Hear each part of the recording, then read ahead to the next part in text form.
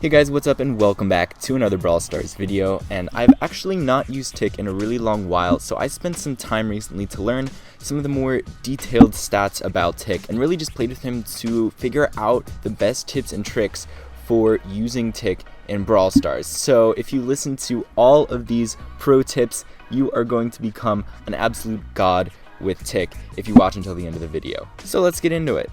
Obviously, Tick is mainly used for area control, so he's great for things like Brawl Ball, Siege, and Gem Grab, where you really have to prevent your opponent from getting to a specific area, like grabbing the ball in Brawl Ball, or getting the bolts in Siege, getting the gems in Gem Grab. And he's also pretty good in Heist, because most throwers are good in Heist. They can throw over the walls directly to the safe, they can block out a large portion of the safe to prevent melee attackers like Bull and El Primo from coming close to the safe, and he can be pretty good in Duo Showdown when he works with another brawler to just prevent people from coming close to you and dealing some extra damage along the way. But obviously Tick does have the lowest health in the game, so it is very important that you stay back at all costs, and that's why he's good in Duo Showdown and not Solo Showdown, because really you don't want to be doing this alone. You want someone else to be tanking all the hits, so that way you can get all your mines down, deal a lot of damage without dying yourself.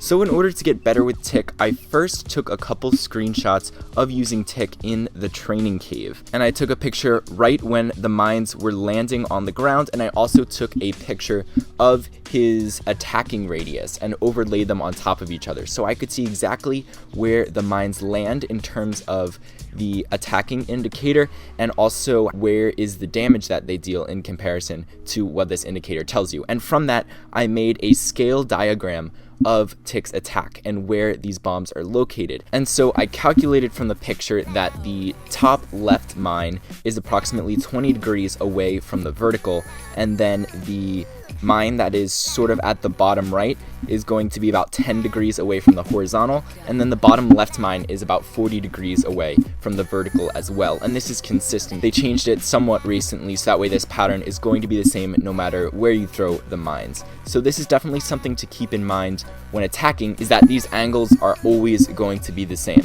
One thing you can notice from this diagram is that if the opponent's hitbox is fully within the range of your attacking circle by the time the mines explode, and they're directly between two of the mines, it's guaranteed that both of those will go off. So you really want to try to get opponents who are running in between two mines, and in order to do that, you just have to do the opposite of where the mines are located. So for example, instead of running forwards by 20 degrees away from the vertical, you want to get opponents that are running backwards 20 degrees to the right of the vertical. And then same with the other two mines, you want opponents that are running left 10 degrees above the horizontal, and you want opponents that are running forward 40 degrees away from the vertical. And that will maximize your chances of hitting two mines guaranteed when they land on your opponent. Also, something to note is that the actual area of the mines and the damage they deal is actually only 43.3% of what the attack indicator is telling you.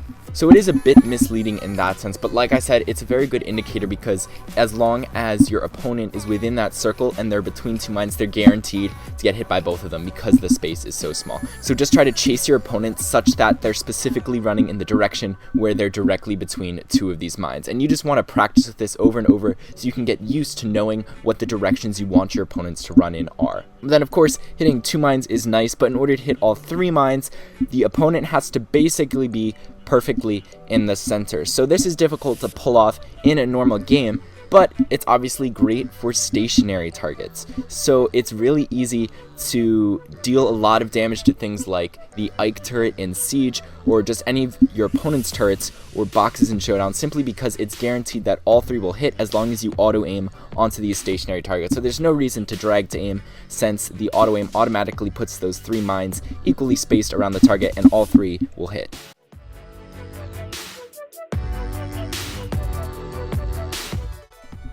So even though Tick's mines normally go on top of traditional walls and obstacles, against the actual boundary wall of the playing field, the mines are squished closer together, so you can use this to your advantage on maps like Hard Rock Mine, Cell Division, or Timeout that have large stretches of grass on the sides, so players will be there often. And because the mines are closer together here, it's more likely that you can hit all three when you're attacking.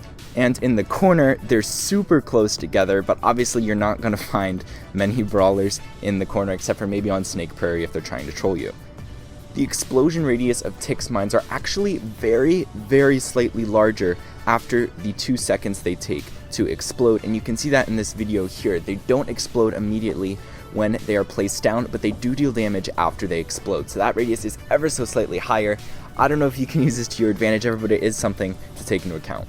Now, one of the most important things you need to know about Tick is that its super, the bomb that you throw down, has exactly 72% of the health of your current level of Tick. No matter what level you're at, it's always 72% exactly, but the actual damage is 25% more than the bomb has health, which is about 91% of the total health of Tick. So make sure you take these values into account before you go into games with Tick, so that way you can know if you can finish off your brawlers with a super or if it's just a complete waste, because that super is very good and it's very important to not waste it if it's not going to get you a kill in the long run. Next, you also want to use your super sort of like Nita's Bear if you want to find others in maps with a lot of grass, like Snake Prairie. You can use your super right when you respawn to help you track down the enemy team instantly, and this can provide a pretty big advantage in a lot of games.